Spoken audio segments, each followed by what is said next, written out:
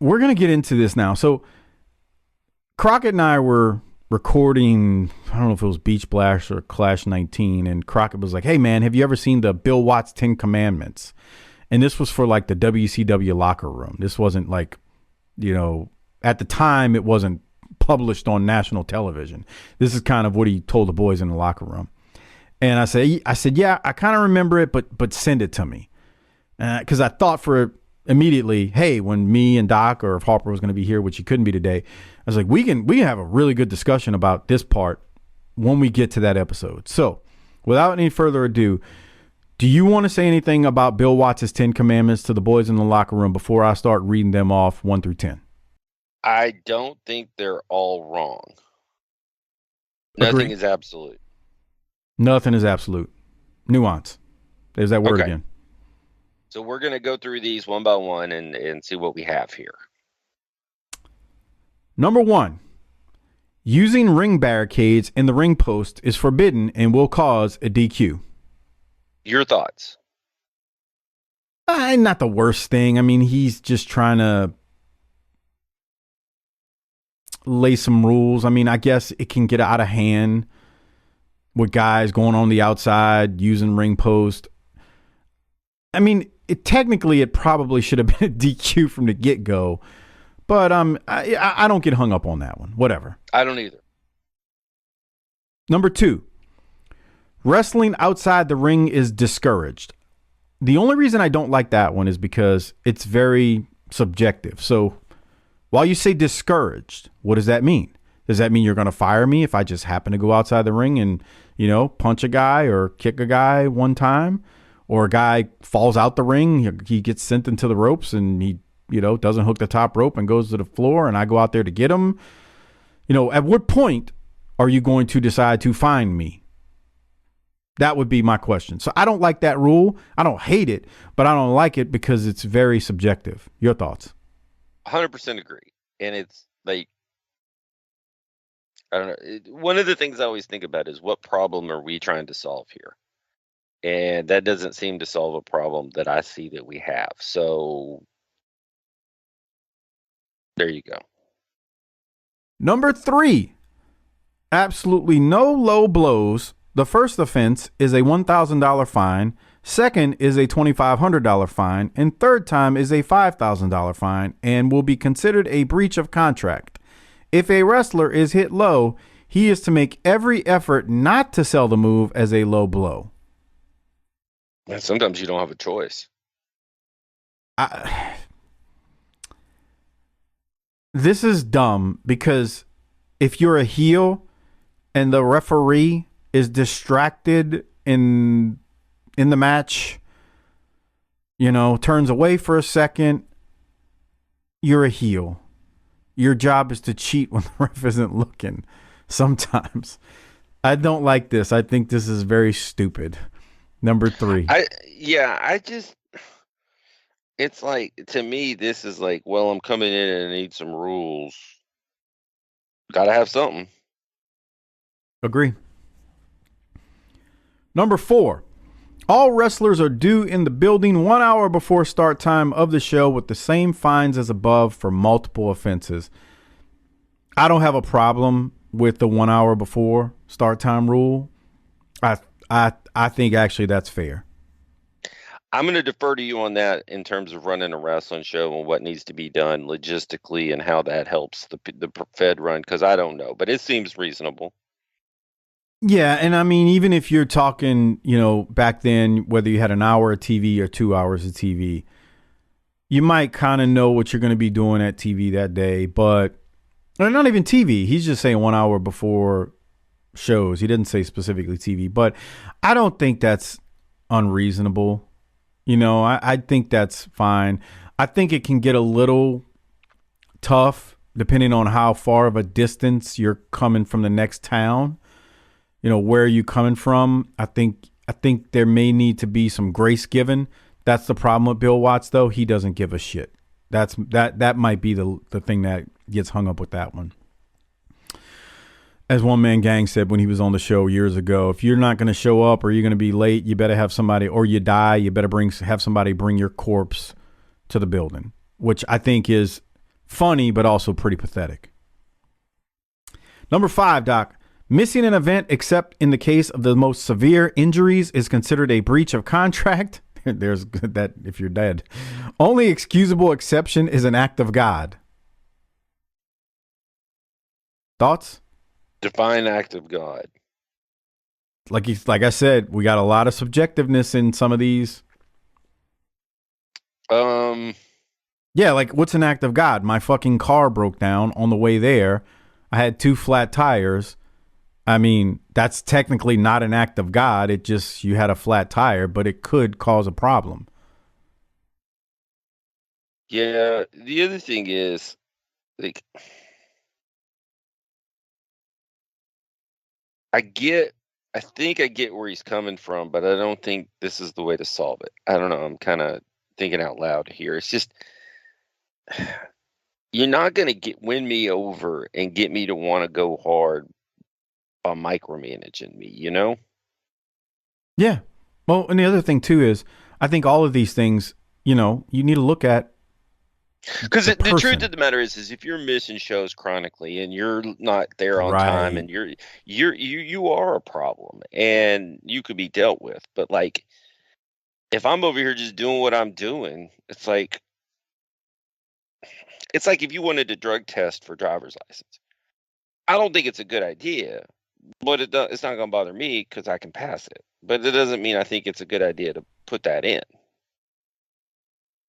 Well, I just think in this one, it's one of those things where if a guy who's always at shows on time, misses an event, and again, this is before cell phones, so it's not like they can call somebody, and they show up at the next one and is like, or they leave a voicemail for you at your house on your answer machine back when they actually had those things with the little tape in it.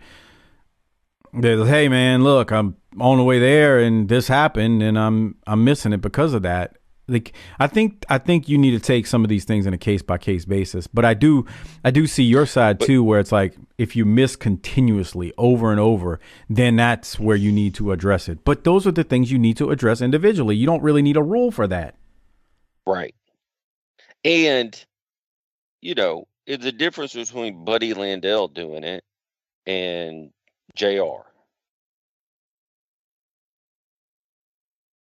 There you go. Which Buddy, that's a whole nother story. Look up Buddy Landell always being late and being fined in Mid-South. And really, now, the more you get, the more rules, knowing Watts is, you're just looking for a way to subjectively fuck with me if you decide you want to, and you just want to reach in my pocket if you think you can. Agree. Number 6 kind of ties in the 5 that we just read. Wrestlers who are injured and can't perform are still expected to make the show and appear before the crowd. The only exception is a crippling injury that doesn't allow for traveling. I get it, but I also think it matters which wrestler or who is injured. If Sting is injured, if Vader is injured, if Ron Simmons is injured, people at the very, very top of your card that you've put on the marquee and on the poster and have advertised, that's a problem if they're not there. That's a big problem. So I do think he's on to something with that, but I don't think that's a universal. With people not showing up. So I think that one is probably actually trying to address a problem. And it's also a situation where, again, I'm speaking top of the card guys. Like you got it. There's universally saying that. So if he might be a good hand, but I ain't come here tonight to see Bob Cook in street clothes. But there you go. But if I bought a ticket, it's like the NBA thing. I get that you want to rest your guy tonight, but y'all came to town once this year. I spent a whole bunch of money because my kid likes to watch you play, and you're sitting on the bench. That isn't going to work for me, pal. Because of load management, as Super 70 Sports says, you can take your load management and shove it up your ass, pal. And I don't disagree with the need for that or the idea of having a night off, but it's like I don't Paid understand. 100 bucks for a ticket. So give me number 7. Number 7. To wrap, I just wanted to say, wrap up number 6. I get it when you're talking about higher mid card, top of the card guys, but like you said, Yeah. Bob Cook, no. Number 7, talking on the mic during the show is discouraged. Lewd hand gestures and cursing at the audience that the audience may hear is prohibited. So I actually agree with the talking on the mic during the show is discouraged. Like, you'll have guys who aren't really booked or, told to say anything, and they'll get out there and they grab the mic and they start doing something for some cheap heat.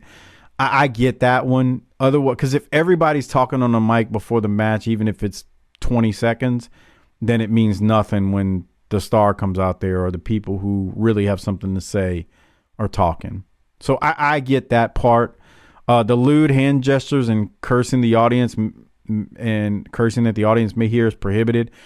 Define lewd hand gestures. I mean, I know you have a middle finger, but there's other things you can do with your hand that could be considered lewd. You're Mr. Church guy, so you show me all the gestures I can't do. Don't just say lewd hand gestures. While I know the middle finger is lewd, is the throat slit that Arn does lewd? Oh, I mean, like, what are we talking about here? you can't do that in the NFL. That's why I brought that up. Remember when they put that rule in the NFL that you couldn't do that? So that's why I bring up, like, what do you consider lewd? Again, look, I believe in God. I've gone over this a million times, but don't give me this generic lewd hand gestures. You're going to have to tell me what that means. I don't have as big a problem with this because I think we're corporate owned. Look, I don't want to listen to the tower. And we are trying to appeal to a younger population. We can't, I get it. As long as we're talking about defining terms, like as long as Yeah. you don't call these laws and commandments when there's gray area. I think there's gray area with that one. You're probably right because you want to reach in my pocket whenever you feel like you can. Okay. Number 8. Fraternization between heels and baby faces in public is not acceptable. This includes traveling together, public appearances, restaurants, and even in the gym. Yeah, I got no problem with this. I know it's 1992, but I get it. I understand where he's coming from here. I can't build a story between Sting and Vader hating each other. I can't build a story between Vader and Ron Simmons hating each other and wanting to kill each other if they're sitting in the restaurant having a casual meal together. It just doesn't. Working out in the gym together. I know the lines are blurred today, but I think that ought to can, on some level, be the same today. Agree. Number 9, another one I don't have a problem with. We're going to watch next week's episode, and I got a little bit irritated because Dusty Rhodes was interviewing Arn, and I'm like, these two should already be swinging on each other. Right, after what the Horseman did to him. But time heals all wounds, so we'll talk about it then. No, it doesn't. I hold grudges forever. We know you do, because you can't no-sell anything. Number 9, another one I actually agree with. No guests allowed in the dressing room, including family members. Yeah, I kind of like that, unless there's an emergency situation where a guy goes into cardiac arrest or something. I mean, the family doesn't need to be back there. Bet you Bonnie Steamboat had a problem with that. Wrestlers do not like outsiders in their locker room. There's nothing wrong with number 9. I guarantee you, when you say that this is targeted at some small group of people, and a lot of the guys are like, good.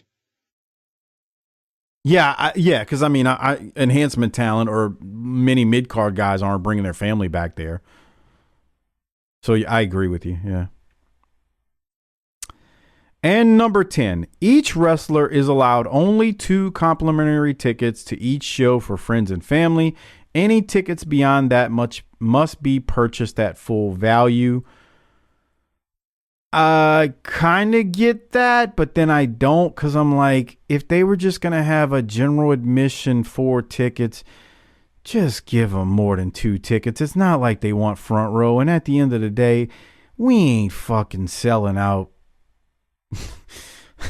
20,000 seat buildings right now. Just let the. This seems a little bit too much. But at the end of the day, number 10, I'm not as hung up on as I am some of the other ones that make no sense and are very subjective. Yeah, I don't know about that either. It's hard to say without having a peek at the finances.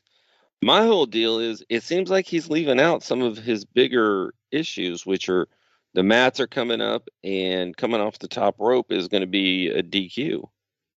Well, well, I think the reason those aren't included in here is because those are ones that he's going to share with the audience.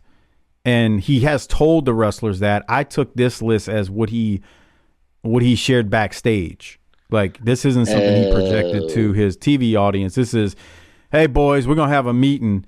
It's not up for discussion. Here it is. I'm the dictator. I'm Lord Bill Watts. You're going to do as you're told, and you're going to like it. Okay. That's what to me this is. Okay. He got lots of thoughts about how you run a wrestling promotion. And black people. Are you talking about Bill Watts? Yeah. Yeah, he's something, man. But these 10 commandments are something else when you really just. I always think about Watts. I can hear this in his voice, the phrase "the black athlete," and then something that's really going to get him in trouble coming out next. Yeah, look. I know Bill Watts is an old man now, and if you're just listening to this little clip on YouTube, I give Bill Watts praise when he deserves it. But in terms of him in WCW in 92 and 93, I may kick him in the shins a few times because I think a lot of his stuff is antiquated at this point, and he's becoming an older man at this point in his career, and he's also living in a dated time period as well. So there's that. Okay, Doc, on that note, any closing thoughts before I get the video version started for June 13th of 92 and we get into the main portion of the show covering that? No, let's cover the event.